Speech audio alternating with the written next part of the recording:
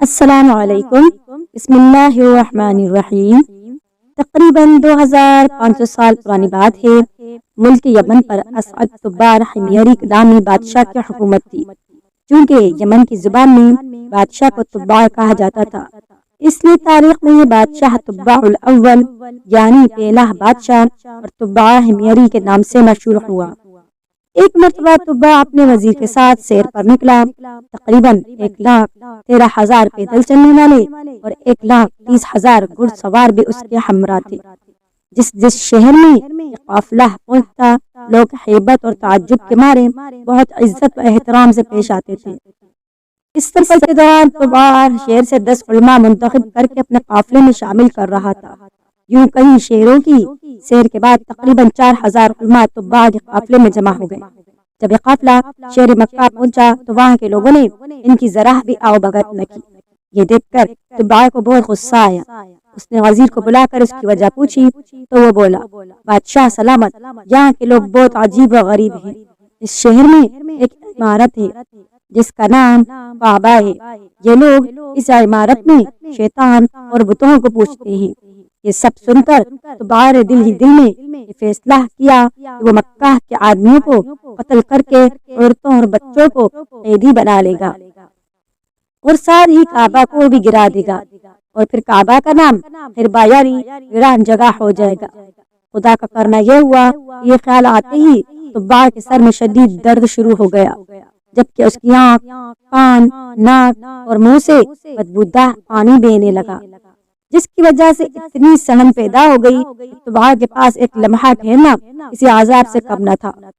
وزیر نے طبیبوں سے مشورہ کیا، مگر کوئی بھی تبع کا علاج دریافت کرنا کا کہنا تھا، یہ کوئی آسمانی معاملہ لگتا ہے، اس کو ٹالنا ہمارے بس کی بات نہیں ہے۔ بیماری نے تبع کی نیند اڑا کر رکھ دی کہ اچانک رات کے ایک پہر ایک عالم صاحب وزیر کے پاس آئے اور رازداری سے فرمانے لگے، اگر بادشاہ میرے سوال کا سچ جواب دینے کو تیار ہو جائے تو میں اس کا علاج کر سکتا ہوں۔ وزیر نے یہ بات تبع کو بتائی تو وہ فوراً راضی ہو گیا۔ چنانچہ جب عالم صاحب تبع کے پاس پہنچ گئے جہاں ان دونوں کے علاوہ کوئی نہ تھا، تو انہوں نے پوچھا، بادشاہ سچ بتاؤ، کعبہ کے متعلق تمہارے دل میں کیا بات ہے؟ تبع جو بیماری کی وجہ سے مکمل نڈال تھا فوراً اپنے برے ارادے عالم صاحب کو بیان کرنے لگا۔ اسے سن کر وہ بولے، تمہاری بیماری کی وجہ یہی بری نیت ہے۔ یہ بات یاد رکھو کہ کعبہ کا مالک چھپی باتوں کو بھی جان لیتا ہے، اس لیے اپنے دل سے برے خیالات نکال دو، اسی میں تمہاری بھلائی ہے۔ تبع مرتا کیا نہ کرتا، فوراً برے ارادوں سے غائب ہو گیا، اور ابھی عالم صاحب گئے بھی نہ تھے کہ وہ بالکل ٹھیک ہو گیا۔ عالم صاحب کی بات اپنی آنکھوں سے درست ہوتی دیکھ کر تبع رب پاک پر ایمان لے آیا اور دین ابراہیم پر قائم ہو گیا۔ پھر اس نے کعبہ کی تعظیم کے لیے 7 غلاف بھی تیار کروائے۔ اس سے پہلے کبھی کسی نے کعبے پر غلاف نہیں چڑھایا تھا۔ اس کے بعد تبع شہر مکہ کے رہنے والوں کو کعبہ کی حفاظت کا حکم دے کر مدینہ شریف کی طرف چل پڑا۔ مدینہ شریف میں ان دنوں آبادی نہ تھی۔ پانی کی ایک چشمے کے علاوہ یہاں زندگی کے کوئی آثار نہیں تھے۔ تبع کے قافلے نے وہاں پہنچ کر کسی چشمے کے پاس پڑاؤ ڈالا۔ یہاں قیام کے دوران تقریباً 4,000 علماء کا آپس میں ایک مشورہ ہوا، جس کے بعد ان میں سے 400 علماء نے یہ فیصلہ کیا کہ وہ جب تک زندہ ہیں کسی قیمت پر اس جگہ یعنی مدینہ طیبہ کی سرزمین کو چھوڑ کر نہیں جائیں گے، چاہے تبع انہیں جلا ڈالے یا مار ڈالے۔ تبع کو یہ بات پتہ چلی تو وہ بہت حیران و پریشان ہوا۔ اس نے وجہ معلوم کرنے کے لیے وزیر کو بھیجا تو علماء نے فرمایا، ایک نبی علیہ السلام تشریف لائیں گے جن کا نام محمد صلی اللہ علیہ وآلہ وسلم ہوگا۔ ان کی وجہ سے کعبہ اور مدینہ طیبہ کو عزت و نصیب ہوگی۔ وہ حق کے امام ہوں گے، ذوالفقار نامی ان کی تلوار ہوگی، اونٹنی پر سواری فرمائیں گے، منبر پر کھڑے ہو کر لاٹھی ہاتھ میں لیے خطبہ ارشاد فرمائیں گے، قرآن عطا کر کے ان کی شان کو اور بڑھایا جائے گا، اور جب قیامت کا دن ہوگا تو ان کے سر پر حمد کا تاج اور ہاتھ میں حمد کا جھنڈا ہوگا۔ وہ لوگوں کو لا الہ الا اللہ کی دعوت دیں گے، ولادت شریف شہر مکہ میں ہوگی اور ہجرت سے مدینہ منورہ کو نوازیں گے۔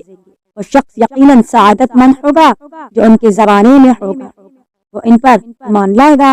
اس لیے ہم اسی امید پر یہاں مرتے دم تک رہنا چاہتے ہیں کہ یا تو ہمیں محمد مصطفیٰ صلی اللہ تعالی علیہ وآلہ وسلم کے درباری گوہر بار کی حاضری نصیب ہو جائے، یا ہماری اولاد اس سعادت سے بہرہ مند ہو جائے۔ وزیر کی زبانی ماجرا معلوم ہونے کے بعد طباع نے سوچا کیوں نہ میں بھی ان 400 علماء کے ساتھ 1 سال تک یہیں ٹھہر جاؤں، ہو سکتا ہے اس عرصے میں محمد مصطفیٰ صلی اللہ تعالی علیہ وآلہ وسلم کا دیدار نصیب ہو جائے۔ اس خیال سے طباع نے بھی وہیں قیام کر لیا اور 400 علماء کے رہنے کے لیے 400 گھر بنوائے، ان کی شادیاں کروائیں اور خوب مال و دولت بھی دیا۔ 1 سال انتظار کے بعد جب طباع کا وہاں سے جانے کا ارادہ ہوا تو اس نے بارگاہ رسالت میں پیش کرنے کے لیے ایک خط لکھا جس کا عنوان اور مضمون کچھ یوں تھا: طباع الاول امیر بن وردہ کی طرف سے 2 جہاں کے رب کے رسول اور سب سے آخری نبی محمد مصطفیٰ صلی اللہ علیہ وآلہ وسلم ابن عبداللہ صلی اللہ علیہ وسلم کی طرف یہ خط اللہ کی امانت ہے، جس کو ملے وہ اس کے مالک تک پہنچائے۔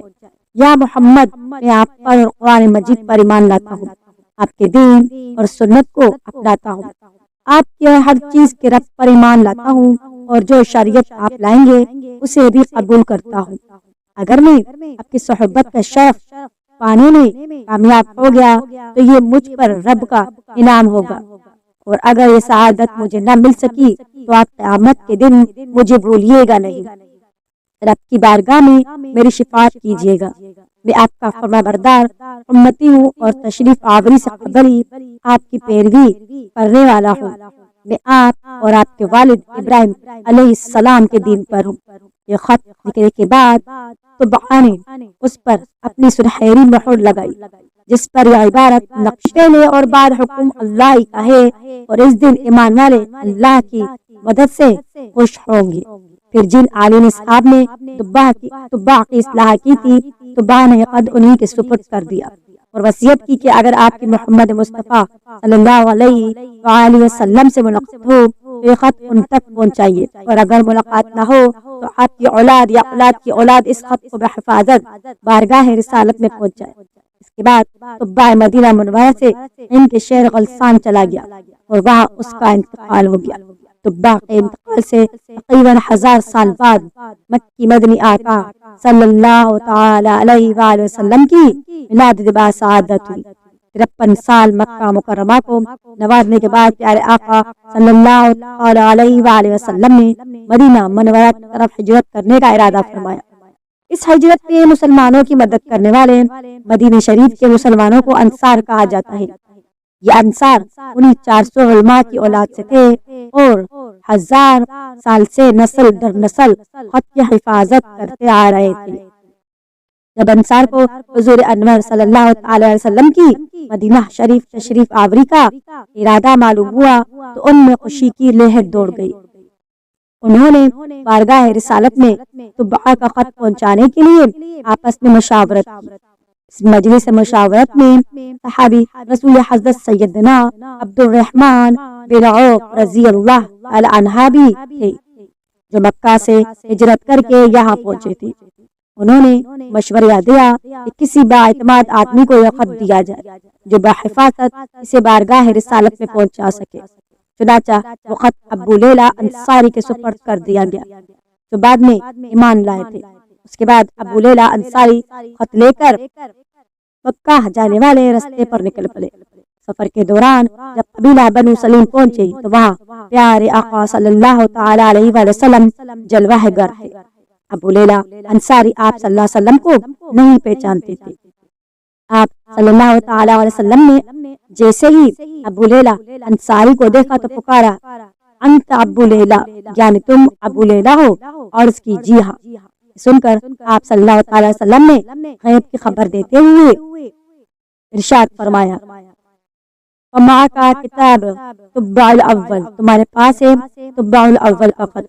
نہ سننا تھا کہ ابو لیلہ انصاری حیران رہ گئے۔ انہوں نے تعجب ہوا، یہ کون شخصیت ہے جو میرا نام بھی جانتے ہیں اور میرے یہاں آنے کے مقصد سے بھی واقف ہے؟ اس لیے عرض کی، آپ کون ہیں؟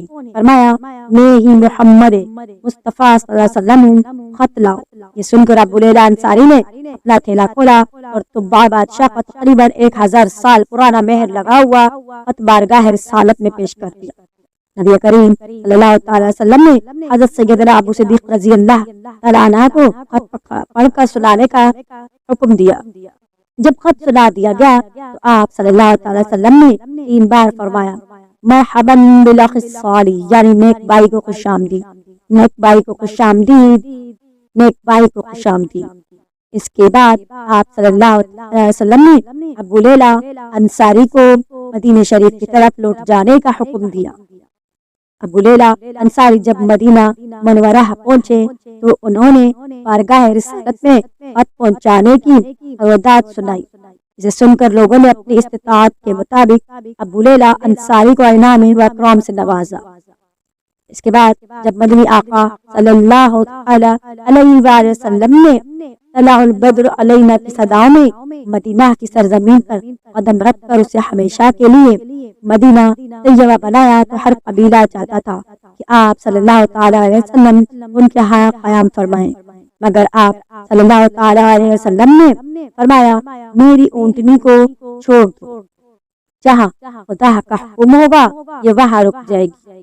چنانچہ اونٹنی چلتے چلتے صحابی رسول حضرت سیدنا ابو ایوب انصاری رضی اللہ تعالی عنہ کے گھر کے آگے رک گئی۔